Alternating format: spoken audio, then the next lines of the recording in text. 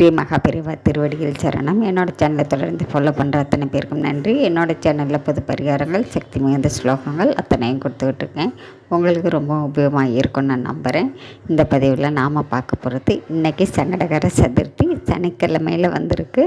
ரொம்பவும் சிறப்பு வாய்ந்த நாள். இந்த நாளில் நீங்கள் உங்களுக்கு எந்த விஷயம் நடக்கணும்னு நினைக்கிறீங்களோ அது நடக்கணும் அப்படின்னாக்க இந்த பதிவில் நான் கொடுத்துருக்கக்கூடிய இந்த ஒரு வார்த்தை மந்திரங்க கணபதி வசிய மந்திரம், அதிசக்தி வாய்ந்த மந்திரங்க. உங்களுக்கு இந்த மந்திரத்தை முழு நம்பிக்கையோட இந்த மந்திரத்தை இன்றைக்கு மாலை நேரத்தில் உங்கள் வீட்டுக்கு பக்கத்தில் இருக்கக்கூடிய விநாயகர் ஆலயத்தில் அபிஷேக ஆராதனைகள்லாம் நடக்குங்க.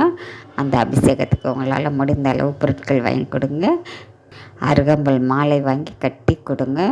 எதுவுமே என்னால் செய்ய முடியலை அப்படின்னாலும் கூட பரவாயில்லைங்க, ஒரு தேங்காய் எண்ணெய் விளக்காவது ஏற்றுங்க. கோவிலையே உட்காந்து உங்களுக்கு எந்த விஷயம் உடனே நடக்கணும்னு நினைக்கிறீங்களோ அது உடனே கைகூடி வரணும் அப்படின்னு சொல்லி மனசார வேண்டிக்கிட்டு இந்த மந்திரத்தை 108 தடவை சொல்லுங்கள். கண்டிப்பாங்க இந்த மந்திரத்தை சொல்ல சொல்ல சொல்ல உங்களுக்கு இருக்கக்கூடிய தடைகள் அத்தனையும் விலகி விநாயகர் பெருமான் ஓடோடி வந்து உங்களுடைய கோரிக்கைகளை உடனே நிறைவேற்றுவாங்க. நம்பிக்கையோடு இந்த மந்திரத்தை சொல்லுங்கள்.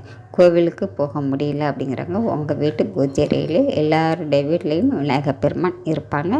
அவங்களுக்கு முன்னாடி ஒரு நெய் விளக்காய் ஏற்றுங்க, இல்லை தேங்காய் எண்ணெய் விளக்காய் ஏற்றுங்க.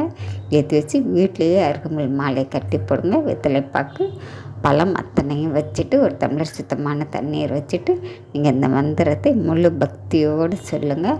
உங்களுடைய வேண்டுதல்கள் கண்டிப்பாங்க அடுத்த சங்கடகர சதுர்த்திக்குள்ளே நிச்சயமாக நடக்கும். நம்பிக்கையோடு சொல்லித்தான் பாருங்கள். நாம் அடுத்த பதிவில் பார்க்கலாம்.